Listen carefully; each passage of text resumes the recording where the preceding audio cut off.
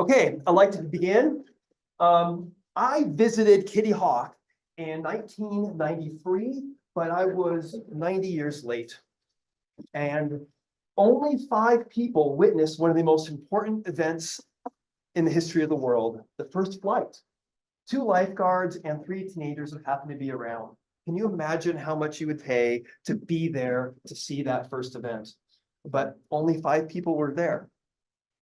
I was in Edison's laboratory, also about 150 years late. There's only 2 people there who witnessed the first light bulb, and yet it transformed the world. So many times we miss out on life-changing events because we're not notified ahead of time and we don't appreciate the significance when it comes.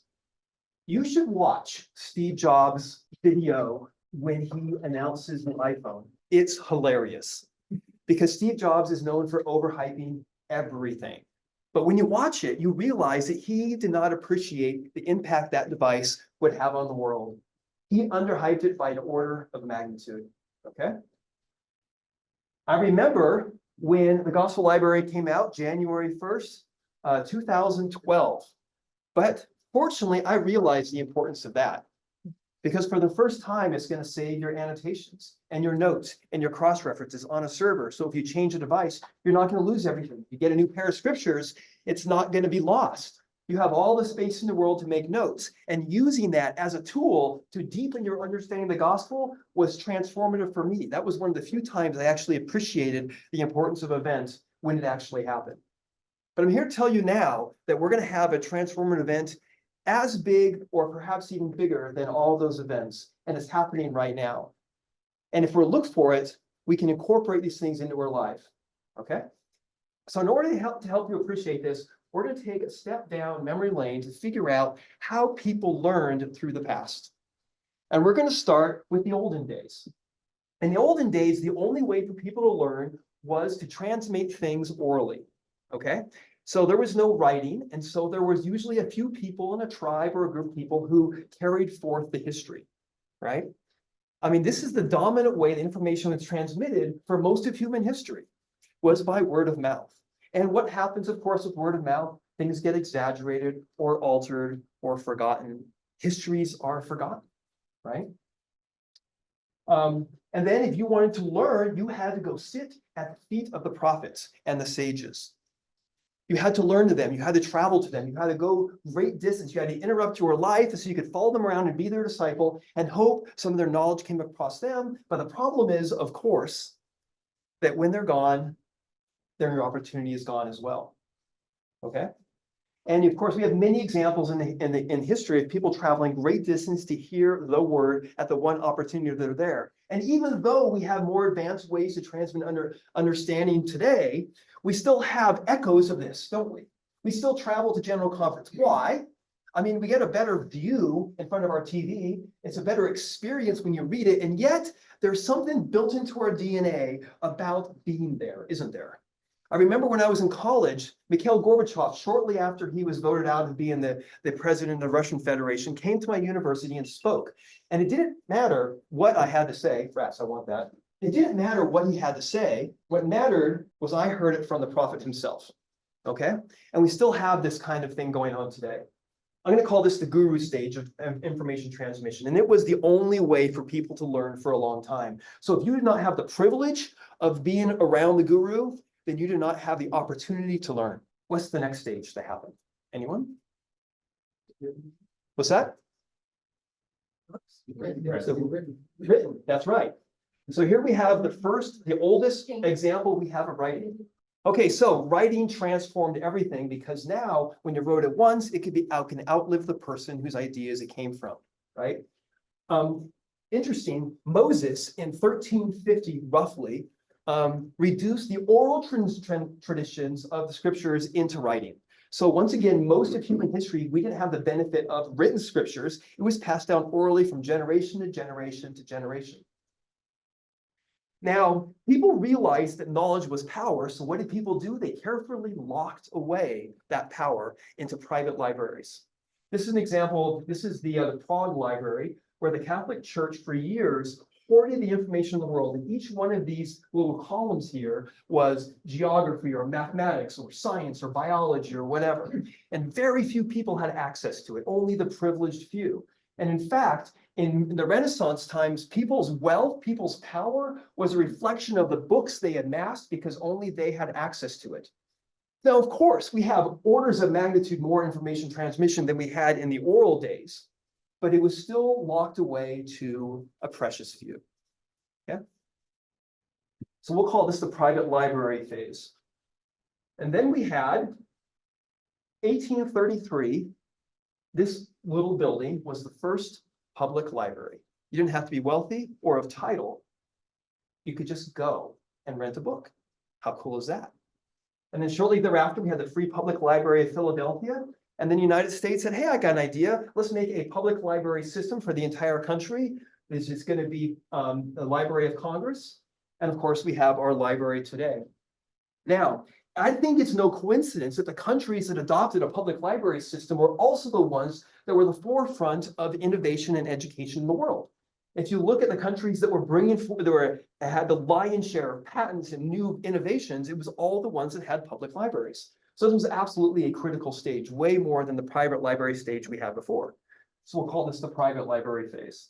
So what could be better? The world's information is accessible to all people. What could possibly be better than that? What's the next phase? Anyone? The what? The right. We have Al Gore, the inventor of the internet. Now, you laugh, but it was his bill in 1991, the High Performance Computing Act, which made the ARPANET a private network, public and unadministered. And then, strangely, shortly before that, we had introduction to web browsers, so you didn't need to be technically astute in order to access information. But just having the information wasn't really enough. We needed something else. We need to be able to retrieve it. And of course, some of the older in the audience remember Yahoo or Alta Vista, but it was really Google who unlocked the ability to find information, right? But once again, you still needed a computer to do so. We needed one final innovation to make this all happen, and that was, of course, the mobile phone. A couple months ago, I was in San Francisco on a business trip, and I was walking through the streets. I didn't have a map. I didn't bother with a guidebook.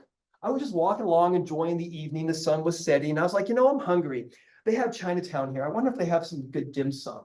I whip out my phone, do a few searches. Oh, look, yeah, there's a great one, real good reviews, 2 blocks by, navigate me there. I go, I sit down. The lady comes, brings me a menu. I say, no, thank you. I want this, this, and this. I've already reviewed it. I'm an expert wherever I go, right?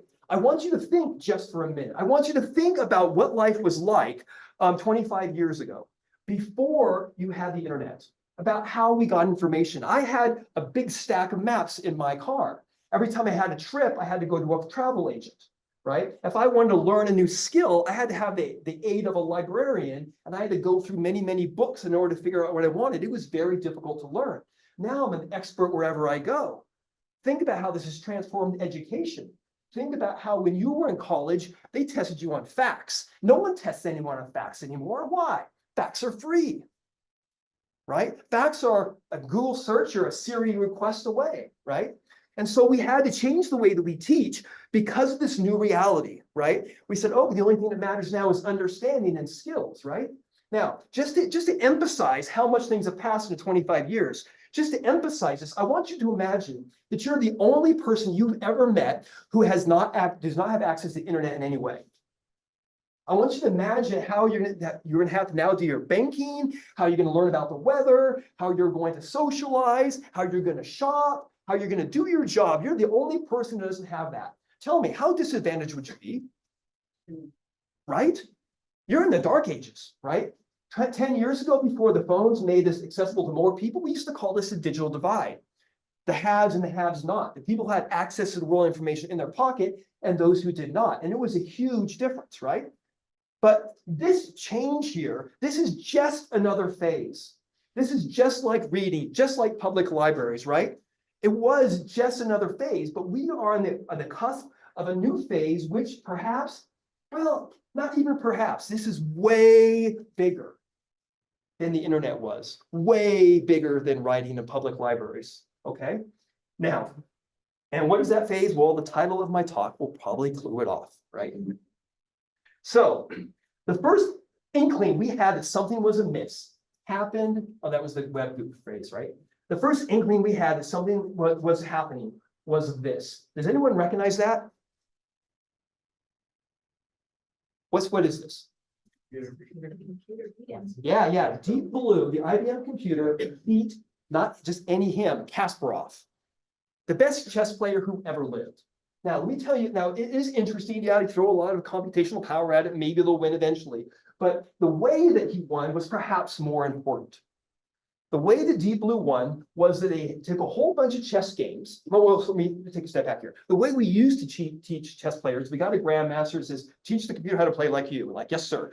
But that means that Kasparov would never get beaten because computers are not as good as the person who taught them.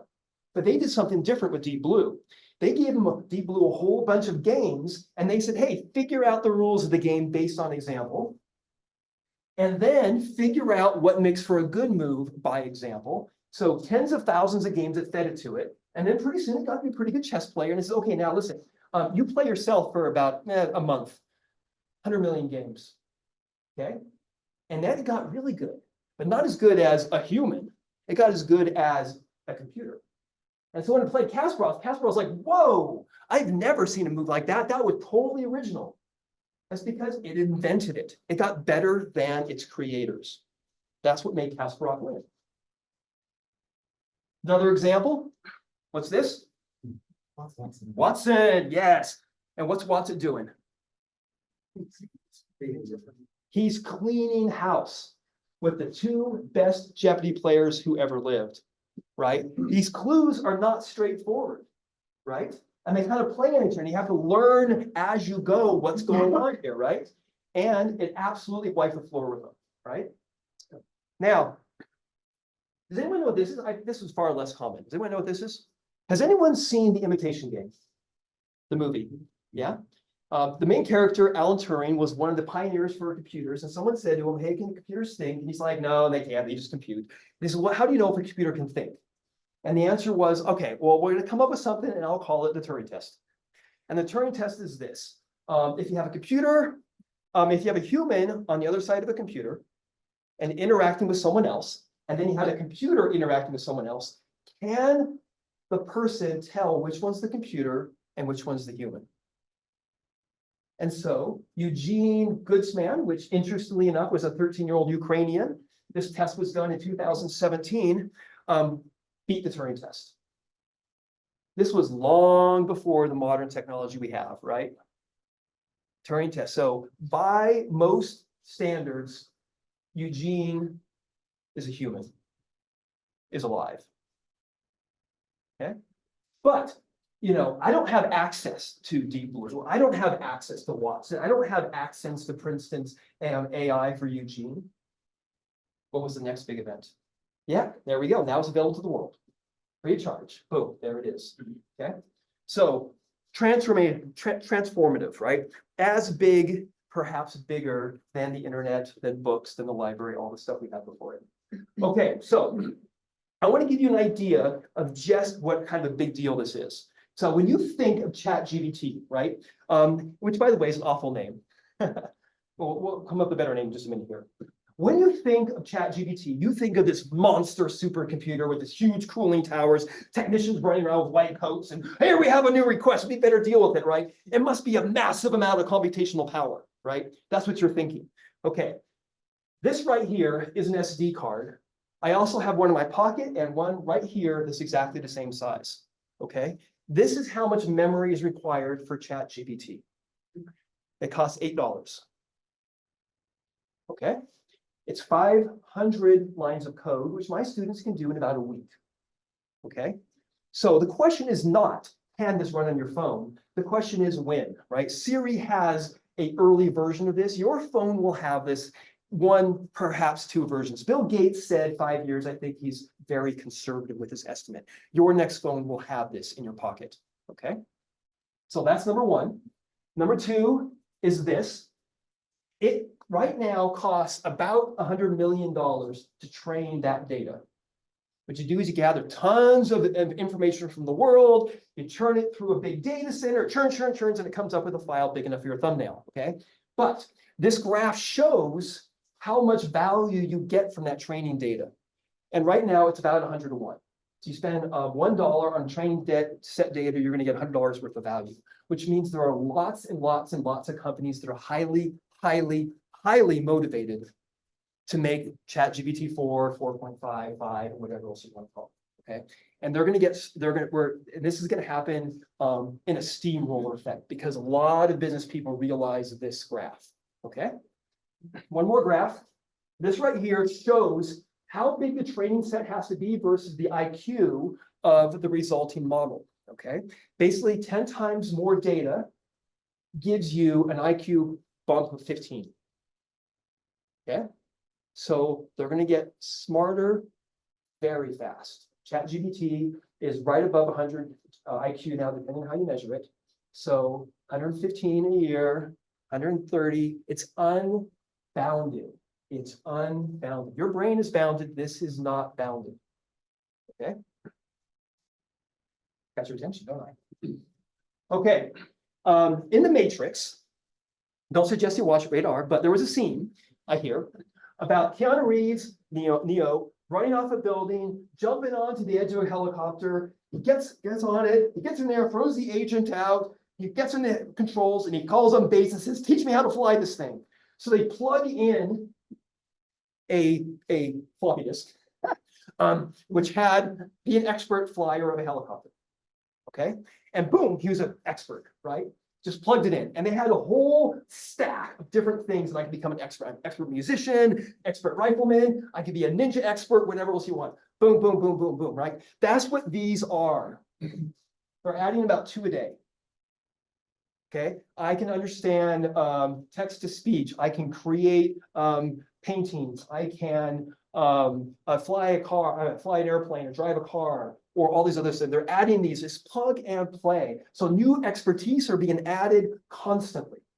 So not only is the general intelligence increasing, but their knowledge of these things is increasing at an extremely fast rate. It's very easy to do, right? There was a great deal, a hurdle to get the world's information in written form. I mean, read the Book of Mormon and talk about, pounding it into metal plates, and it's very difficult, right? Or getting someone to publish you in printed press or whatever. But this is very easy to do because this is all open source. Any developer can add it in, and everyone's highly motivated to do so.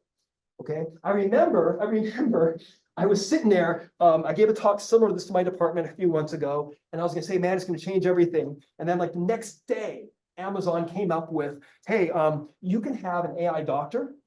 Now, how much do you spend for healthcare? About $12,000 a year. It's about average for an American family, right?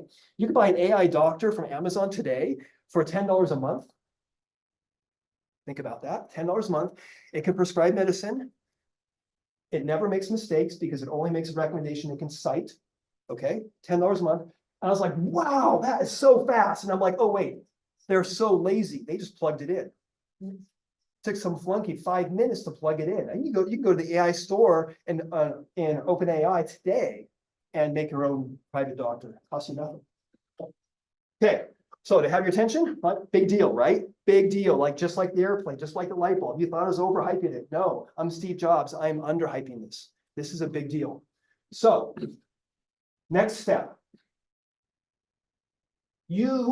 Each of you need to appreciate what's happening here. That's my job here. My only job is to wake you up as this world is changing and you need to appreciate it, right? Because you can appreciate it now and be on top of the curve or be on the wrong side of the digital divide and say, what happened, right? Number 2, become an expert in generative AI. You are an expert in the web. You became so by necessity, right? Experiment with it, play with it, see how it's impact your work, see what it's good at, see what it's not. Now, this is the call to arms for each of us. Discover how our graduates will need to use generative AI to survive. Now, harken back to before the internet, right? If you're in 1992 and you suddenly realized by some miracle that the internet's going to take over the world, you're like, oh, I got to change my classes because I don't care what major you have, your students are going to have to know how to use the internet. I used to say the internet was impacted every job except being a Sherpa. Then one of my students says, no, Sherpas use GPS. I'm like, oh, right, every job. It's the same thing. I was talking to one of my friends who's a doctor. I love the guy to death, right? Really smart guy. He says, hey, what are you doing about AI? He's like, oh, no, it'll never take my job. I'm like, oh, okay. Do you realize that the technology for Watson was their medical AI branch? And that was 15 years ago. That Mycin was the expert system that we had before neural nets back in the 90s. Medicine is the forefront of this, right? And he thinks it's not going to impact him. Wrong, right? Every single one. One of my friends is a exercise physiology, right? And I says, hey, what do you do about AI? He's like, what are they going to do? Make a new coach? I'm like, yes. 100% yes. Okay, so let me give you an idea of what this looks like, okay? If I was the richest man in the world, that's my favorite way to begin a conversation, by the way. Excuse me to fantasize a little bit. Okay. I would hire 3 people. Number 1, I would hire an adventure coach to figure out what I'm going to do with my vacations, where I'm going to go, mountains I'm going to climb, things I'm going to see. And I want them to understand completely my interests and my needs, right? Then number 2, I'm going to hire a personal trainer. He's going to talk to the adventure coach. He's going to give me the workouts I need to be successful. Then I'm going to hire a cook that understands my taste in food, as well as exactly my nutrition needs. So he's going to give me a meal that has exactly my number of calories I eat and I'm fine, right? That's my dream, right? Right? And but I'm not the richest man in the world, but I bet you $10, all of y'all, that your phone will do this for you in less than 5 years.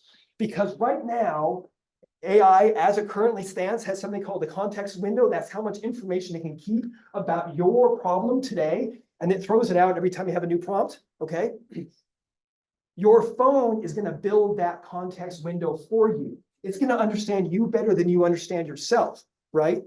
I mean, if I search for something on YouTube and you search for something on YouTube with the same search terms, we're going to get different videos because Google bases that on my specific taste and preferences. When you go to Amazon to search for something and I go to Amazon to search for something, we're going to get something different because it understands my specific preferences. I'm happy about this. My Google searches are always first one is me because it understands who I am, right? Now, your personal AI is going to be this way very, very, very soon, right? And so I explained this to my friend. He's like, oh, I need to rethink all my classes.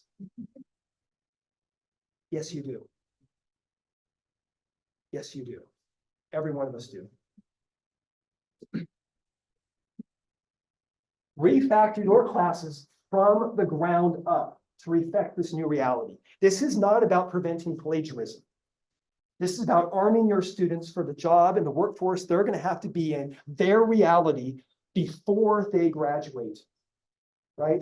The day to do this rethinking is right now. Like right now. Like actually November is probably a better time, but we're a little late, but whatever. Right now, think from scratch. The new set of skills, the new outcomes, your whole programs are going to have to change to reflect this reality because the world they're going to be in is different. And it's not going to take 25 years like it did the internet. It's going to take 5 years, maybe 3, right? It's a big, big, big deal. Now, I'm going to give you a clue about how to do this, right? First of all, this right here is Queen Elizabeth. Queen Elizabeth visited the Jaguar factory in 1956, and she gave a speech at the end of it, which was tone deaf. It was condescending. It was off message, and she was reamed in the public for it, okay? It was a bad speech. She went to her speechwriter. She says, what gives? And he said, oh, I just wrote whatever you told me to write, and you read it, right? She was at fault here, right? Now, contrast that with a new scenario. This one's hypothetical, okay?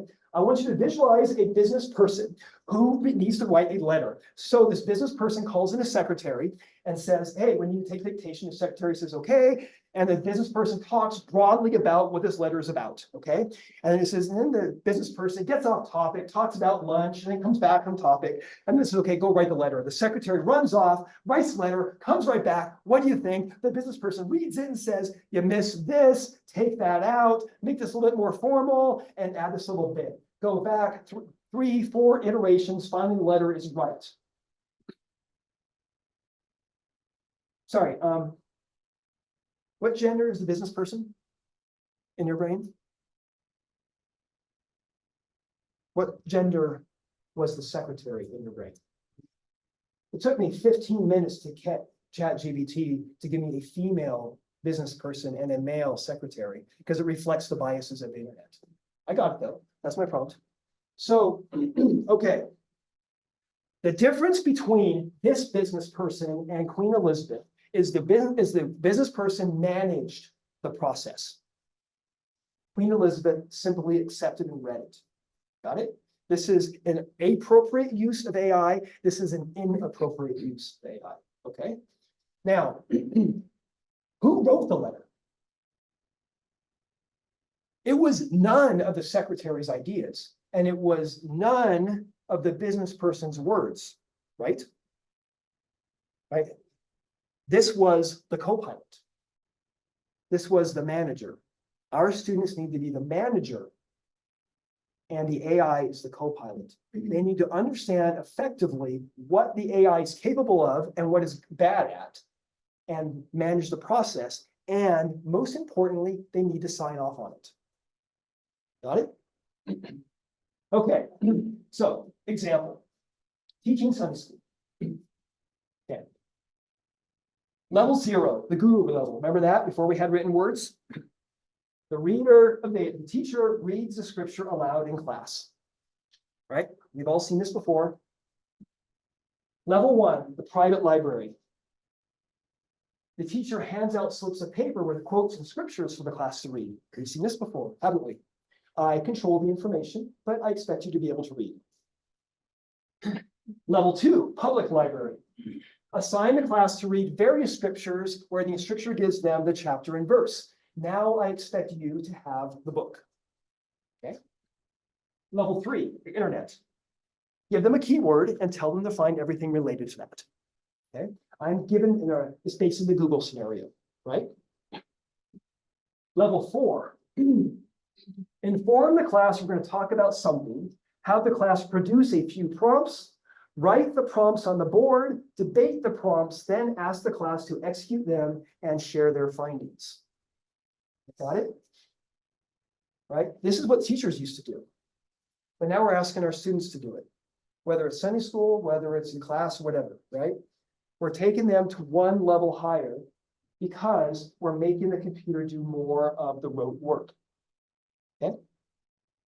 Okay. Good? All right. Now, there's a couple of use cases that are relevant for our practice as teachers. The first and the obvious one is generation. I want them to generate an essay, generate some code, generate a painting or a picture or something like that, okay?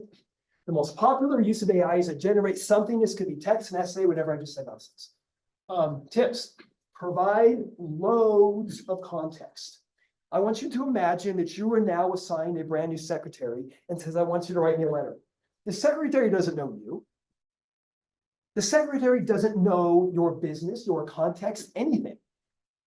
And without the information, you're going to get a very generic and naive response that's probably off message, isn't it?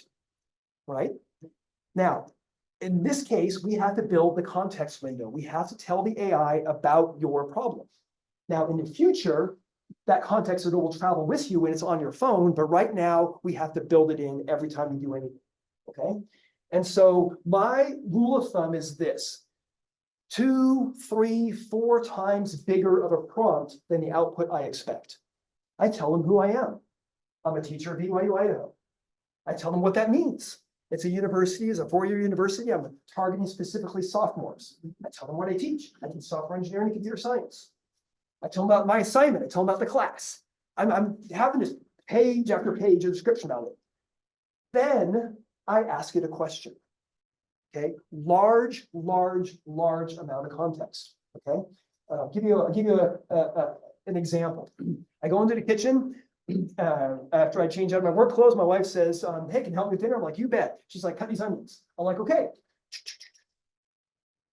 There you go. She's like, no, no, no, no. We need those onions for hamburgers. You'd minced it. Like, hey, context, please. Context? I like some context, right? And without context, it's never going to give you what you want. You got to give tons and tons and tons of context. Do not be satisfied with the first answer. ChatGPT, like I said, is a horrible name. The chat part refers to as interactive. Harken back to my business person and the secretary. There needs to be a back and forth, an evaluation, a refinement. Say, hey, second paragraph, try this, change this different tone, change this word, add in this new information. Back and forth, back and forth. The important skill for us is no longer writing. The important skill for us is now verifying, is now managing, right? I teach software development. I teach how to write code. I'm not going to spend much more time teaching them how to write code. I'm going to teach them how to evaluate the quality of code. What's good and what's bad? What direction should we go? I'm going to teach them how to make prompts and then to how to reprompt it so that it will generate the code for them, right? They are now managers, right? And look at my world, it used to be that software developers and programmers were kind of lower here, they got paid pretty much the same. Now programmers are not getting hired anymore because AI does it. But software developers are getting paid much more because they're expected to do more. They're expected to manage a multitude of AI that's going to do the road's work. How's that going to play out in your world as well? Ask AI to cite where it got the information from. Okay, so you know, say, write me a letter about write me an essay about so-and-so. It does. Cite it. Oh, sure. It knows what a citation looks like. Has parentheses, has an author name, has a date. So it will give you one, whether it's true or not. Because that's what a citation looks like. You can't tell the difference, right? So you can ask it. Thank you. Fact number 1, second sentence, third paragraph. Where did you get that from? You can ask it that, and it will tell you. And it will tell you whether it will give you the citation or it will told you it made it up. And then go back and verify it, right? This is what Queen Elizabeth failed to do. She didn't check all the facts. You need to manage this process, right? Now, if you use ChatGPT, it will make stuff up all the time. It's called hallucinations. If you use Microsoft Copilot on the precise setting, it will cite everything. It does it automatically. Much, much, much better, okay? I had this funny, oh my goodness, I had this really funny experience. My brother-in-law, my son-in-law, my daughter's married, is in law school, and he's working on this case. And this is so funny. He's like, I'm like, hey, what's the case about? And he's like, oh, I want to know about, you know, noise pollution in a neighborhood, a bunch of people driving motorcycles around, what kind of things they have. I'm like, hey, tell me what states it's for. Oh, it's in Utah. And, you know, give me some more information. And he's sitting there telling me, I'm like, fake. And I said, well, let me tell you what I think. And he's like, oh, yeah. And then I start citing cases. He's like, where'd you get that from? And then I said, rephrase an iambic pentameter. And it took the gist of it and made a hilarious poem. And he's like, oh. You know what I'm saying? I mean, transformative, right? Okay.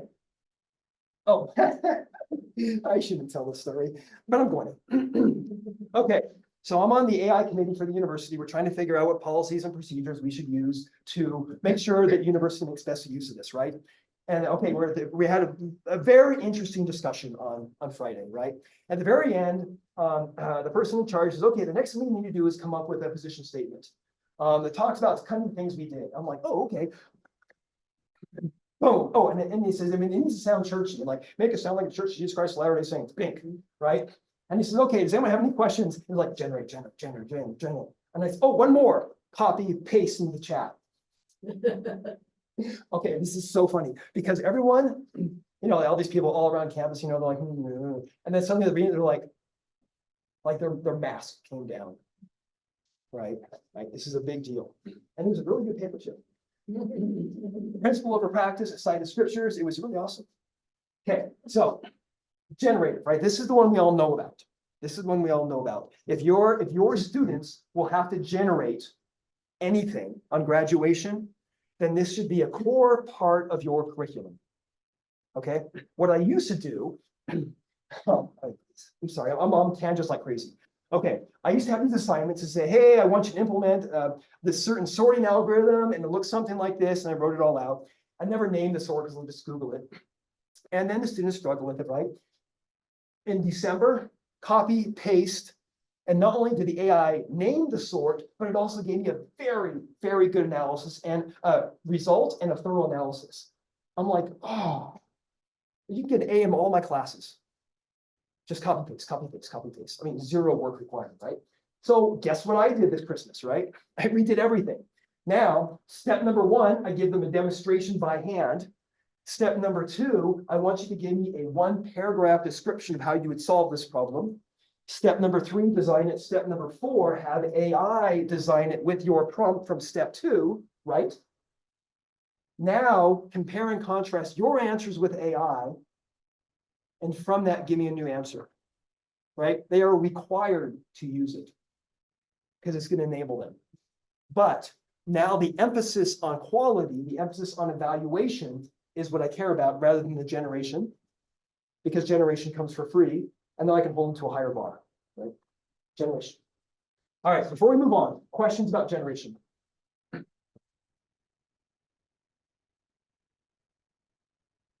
Yeah. Just not a question, more of a thought, but I guess it would lead into a question is my immediate use of AI tends to be provide as much context as I can. Yep. On the front end for the very first one, but to go back and rework it. Yep. I think I'm pretty lazy because of what I've acclimated to do with Google. So I guess, how do you facilitate with students the ability to prompt, reprompt, and do that? Well, I've seen it done several ways. One of the best examples, and I'll get to this in just a minute, is they require the students to submit their prompts and their responses. And then you evaluate them on the quality of their prompts and their interactions. You want to train them to get deeper into the evaluation process. But with my class that I mentioned before, most of them grading them on their evaluation of the quality of the AI results rather than the generation of the code itself. And if there's something similar, perhaps would work for you. But yeah, actually, I absolutely have them copy paste the AI results into their assignment. Okay. All right. Now that's step number 1. Now here's another use case: critique. Large language models, that's what they're called, LLMs. ChatGPT is one kind, and LLM is a part of the ChatGPT process, but LLMs is what you'll see in the literature, are very helpful at critiquing your work or your students' work. And this can be a grammatical critique, a factual critique, or anything you can imagine. Okay. Number 1, use Microsoft Copilot. If you use the Edge browser, then they have a little pane on the side, and they can understand that page is looking at, and it can summarize, it can critique, whatever. So if you're reading a scientific paper, you don't understand that well, just bring it up in Edge and say, tell me all about this. And it will critique it for you, and they say, oh, hey, make that summary more human readable. And it will refactor it. And is there anything that the author failed to cite or is contradictory to other things you've seen? I mean, treat this like you're talking to a knowledgeable research assistant, and you'll be surprised the quality of the critique it gives you. Okay. Copy paste. I'm writing an email to a student. I had a student who, how should I put this gently, had a truthfulness problem, right? So I want to reach out to the student. I want to help the student realize it's on a bad path that's going to not lead to employment or good outcomes, right? But I don't want to come across as being I don't know what. I might have a tone, right? So I copy paste my email into ChatGPT. It says critique it for tone. Am I too harsh? Is it not friendly enough? Is there a way that I could have? Is there anything I say that could be interpreted multiple ways? And it gives me a good analysis. Can you rephrase it, please? Camera's too hot. Bye-bye. Oh, there you are. You didn't see that coming, did you? Okay.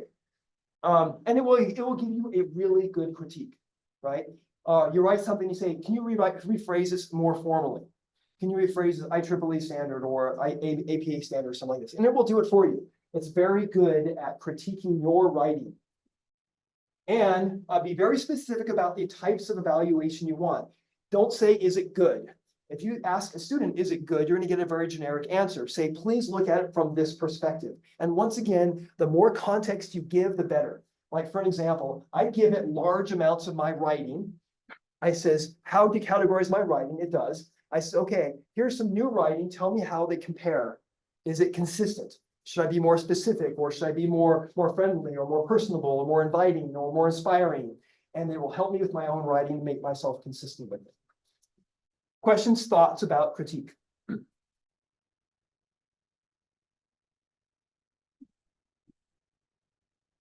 Yeah, absolutely. Does a really, really good job.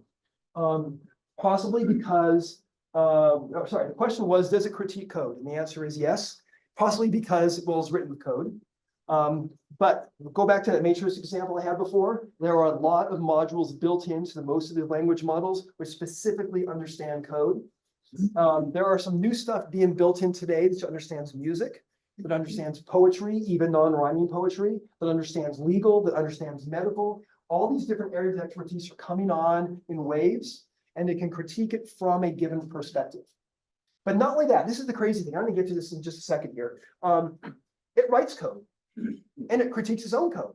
So if you say, hey, I have this research here and it has a hole in the data here, what would that look like if we actually had that data? It will write a program to model it and generate the code for you, the result for you, without even telling you there was code going on behind the scenes.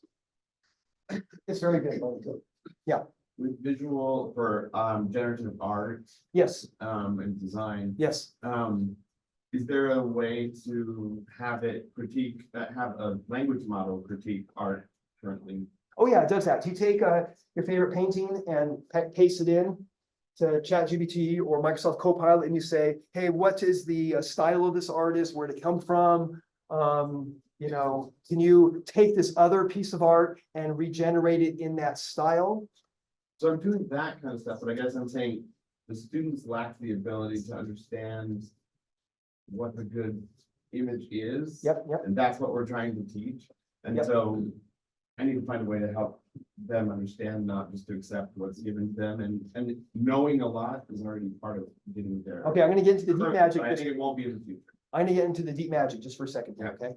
Okay, the way that these large language models are trained is it takes large amounts of stuff from the internet, it dumps it into here, and is able to predict the next word, the next phrase, in sequence, okay? And that's how it understands English, just like how Deep Blue understood chess, okay? Then they take this and they do a phase called fine tuning. And here they take examples of a good critique or a good generation or a good poet, and they're talking about maybe 100,000 of these examples that are very carefully fed in, that gives an idea of what a good code critique or literature critique would look like, okay? Then on top of that, we have these plugins of these extra expertise. Now, I am not 100% sure whether what your scenario can be done with a fine-tuning phase or whether it has been currently. Mhm. But I do know there's a large economic motivation for companies to add this capability in the future. So if it's not now, it's probably going to be in the next version, probably another year. Or someone's gonna make a plugin that will make that, they'll have that capability soon. So the mainstream scenarios are the ones that are moneymakers. Medicine, law, conversation, marketing, blah, blah, blah, right? And as this becomes bigger and more powerful, the fringe cases are beginning. No insult implied. I didn't think it would be the first thing to be overtaken by AI, and like art, that's really simple. Yeah. People have to do that, but it's. But yeah, but they're expanding it at a very rapid rate. Last week, Google invented a new tool that you take an image and it will animate it for you. So you want to see Video. Mona Lisa talk to you, it will do it, right? And then you take an image and then you show another image done in a different style and so regenerate this in that style and then animate it. So if you want to see an anime version of Mona Lisa dancing, no problem. Talking in Donald Trump's voice. Sorry. Done. Done. Okay, next, the tutor.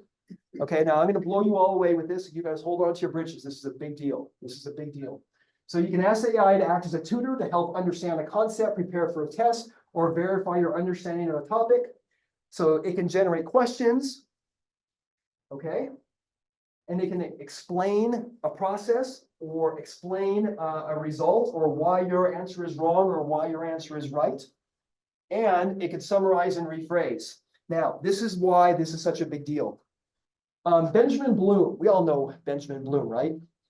Did anyone know about his 2 Sigma paper, 1984? Anyone? Okay, this is his paper basically.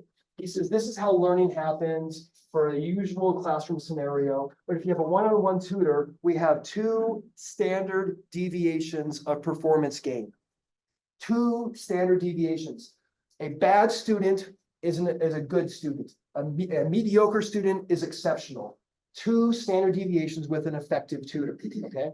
The Khan Academy is taking this to a whole different level because they're using generative AI as their tutor. And they give it all this huge context window of all this instruction about don't give them the answer, explain step by step, blah, blah, blah, right? And you have a problem here and you get the wrong answer, it's going to say, hey, look, I noticed you have the wrong answer. It looks like you analyzed this probably into a bad assumption, blah, blah, blah. Try this, try this, try this. You got the concept, test you again, you're good to go. Now let's move on. This is the best tutor you've ever had. Infinitely patient. Doesn't cost a dime, non-condescending, right? 2 Sigma improvement across the board. Right? AI is not a threat to education. AI is going to save education. Now, at the very end of this presentation, I'm going to share with you a QR code. The QR code is going to have a link to a collection of videos that I've correlated over the internet for the past couple months on this topic. Number 1 is by Mr. Khan himself, which is going to go into much more depth about this. I encourage you to sit down with your cozy up with your laptop, get some tea, get a little blanket, and hang out for a while because this is probably the best hour or 2 hours, or however deep you want to go, you can spend to learn how you can use this in your life. But Mr. Khan himself goes over this. I have until 11:15, right? Okay, just making sure. Okay. Okay. Okay, questions about how you can use this as a tutor? Yeah. And we can use it as a tutor to help us figure out how to change the course. Yes. Question is. Yes. How can I make it? How can I have this do my job? Yes. Now I'm a little skeptical on this one. I have my PhD in instructional design. I spent 4 years doing lots of research trying to figure out how to make better courses, right? I'm like, come on. It can't be as good as me, right? Wrong. So, it can create slides and homework assignments. Take a book, feed it to it, say, create some slides for me. It does a really good job. Do a little bit tweaking here, a little bit there. Oh, I don't like the branding. I want to look more BYU Idaho. Hey, rebrand it like BYU Idaho. Nice, right? It can create a lesson plan. Hey, I'm teaching this new class on welding. What would that even look like? But be very specific. 4 sophomores at a church school. I have 13 weeks. They have a total of 6 hours per week. This is a 2-credit class. I have available huge context window. Imagine you're explaining this to someone who doesn't know anything about your course and you want them to do a good job. Lots and lots and lots of context, right? And then say, go, and you'll be surprised how good of a lesson plan that is out of the box. Okay, and I have a video that describes how this works in my playlist. And it creates tests and test banks for you automatically. So if you feel like one of your tests got compromised because it got put on a course hero, by the way, those are not heroes, then don't worry, you can generate a new test. Just feed your test banks, they give you a new one, and it will do it for you, right? Now, I also use this because being in the technology industry, I have to learn new technologies all the time, right? And what's the most effective way to do this? Well, everyone knows you got to go find the guru and sit at their feet and follow them around for a couple of months. Maybe some of their knowledge will come up off me. Or maybe I'll just go over in the library and research their book, or maybe I'll Google them. No, we're doing this the new way. I'm asking AI to create me a personal lesson plan so I can learn it in the most effective way. I will execute it. I will do all the readings. I will watch all their videos. And when I'm finished, I'll even test myself. Right? I mean, it doesn't have to be a formal course for other students. It can be a course just for you so you can learn a new technology or a new thing very quickly. You can ask AI to teach you about AI. It'll create you a nice lesson plan. It's been done a few times. Will you share some prompts like in your video, put in their playlist or something? I have 3 videos on my playlist of prompt generation. It goes into way more detail about this. Okay. Okay, and the research assistant, right? I've read a couple naive articles, Newsweek, CNN, stuff like that. It's like, oh, it's all overblown. It's really no better than Google. And that's because they treat it like Google. They say, they go to prompt, they say, find me an article about so-and-so. And it just does Google for you, right? But being a research assistant is deeper than that, right? If you can ask it to find sources, you can ask it to summarize the sources it found, so you don't have to do the reading. And you can ask it to fill in the blank like I alluded to earlier. If there's a hole in the literature, ask it to identify it and say, what would that piece of data that's missing look like? Like, for an example, a lot of people doing research in the social sciences have a big blank spot because of COVID, right? Well, what would it look like if COVID wasn't there? It will create a model and fill in the blank for you. But the important thing to note is that we are so used to telling Google exactly what to do and then consuming the results. Take that process out and have Google do it for you. I mean, have AI do it for you. Have it summarize, have it say, what's your strength what's the strengths of these 2 various articles? How do they differ? How are they the same? Is there a bias I should know about? What would that bias be? Highlight the bias. It will highlight for you, especially if you use Bing on the a Microsoft Copilot with a Bing sidebar on it. Then say, find me all the passages of this article that have a bias in the liberal direction, and we'll highlight it for you. Thank you. That took work before. Okay. Okay. Now I want to make sure that I have lots of time at the end here. But this is perhaps the most important part of the presentation. Jim, one thing I asked it for, like if I take the top 10 books on Amazon, will I have in common and then what are their gaps? Yep. What are their gaps? So I'm trying to fill in a gap. Yep.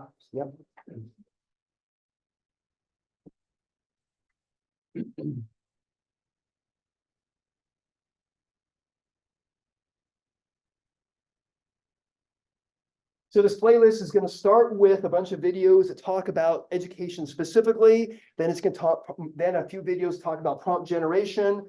And then it's going to go into a little bit about what AI can do and what it cannot do. And then if you really have a lot of time, it's going to get into the deep magic of the technology behind it. And to be honest, the technology is not really that hard to understand. So what they do is they take a neuron, just like you have in your brain, you have a few of them, and they model it, how it works. Okay? And each neuron has this receptor to how it responds to input. And we code that with a single number.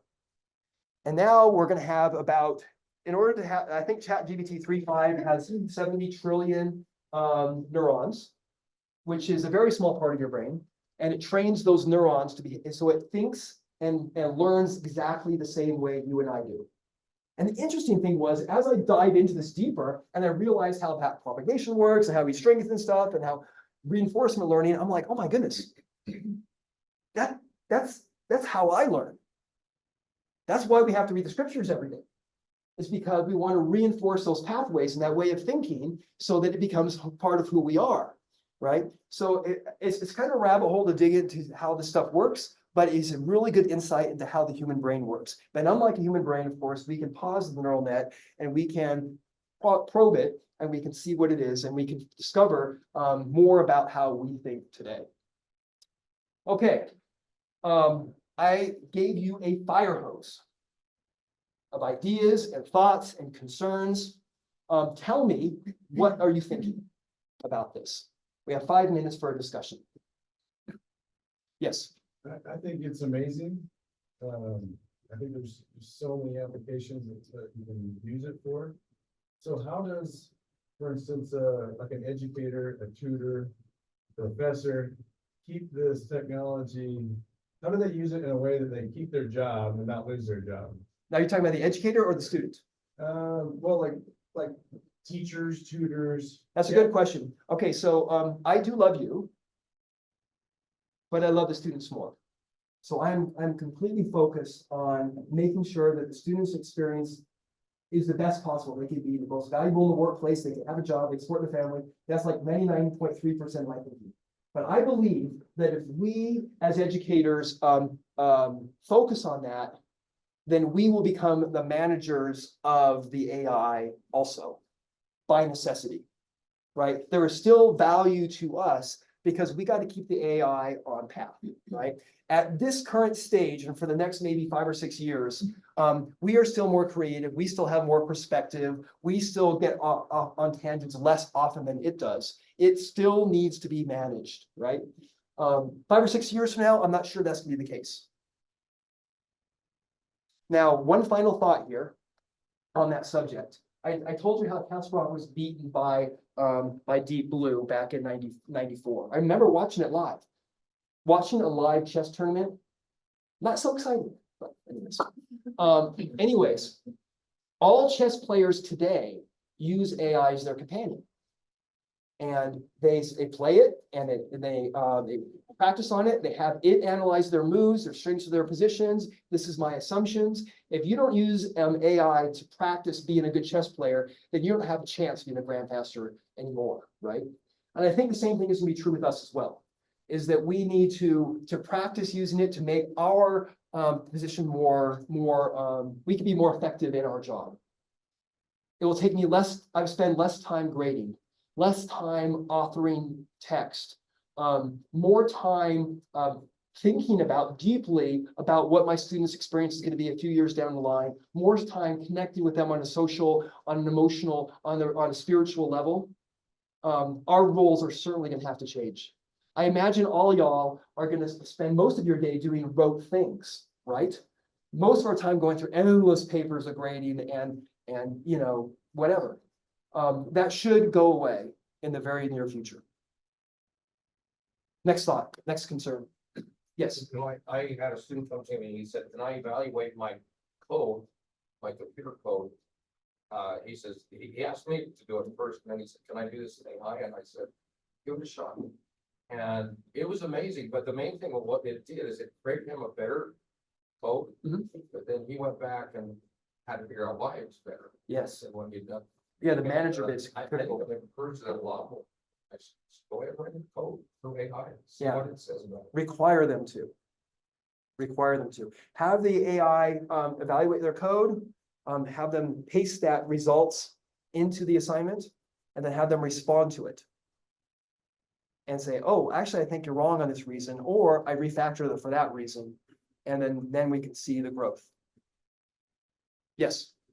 So one of the things that I've noticed is even when you give it a lot of context, you can tell it to do certain things. Yep. Occasionally, it just randomly does something slightly different. Yep. It misses pieces or parts. Yep. And so I think one of the things like you said, is we have to manage that, right? Yep. So I might create a tutorial that says, it does this, try this, or try it again. And I tell students, you gotta try it multiple times. Like, don't just try that query once or twice. But I paste it like 12 times and I get 12 different versions and some of those don't work at all. So how do you manage that? Yeah, so harken this back to the search engine days when we fully expected to find the page we were looking for on the 4th or 5th page after several tries. And now we're kind of spoiled because Google's gotten so good, it's always the first try, right? We have gotten very good at search prompt generation, but we're still relatively new at AI prompt generation. And this is not something that you're going to get the first try. I mean, yes, you spend 4 or 5 hours with it, you're going to be much, much, much better. But I suspect you will find that if you work at it in a few months, you're going to find the results are going to be a much higher hit ratio.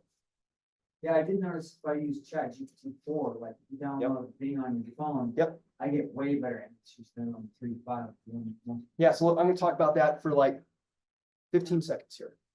ChatGPT-4 costs $70 a month or something like that, or you get it for free from Microsoft Copilot.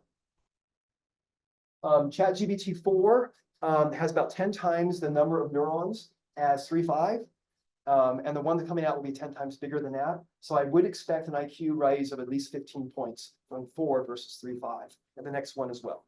So absolutely use Microsoft Copilot. It's the free version of 4.0 that we have access to. Okay.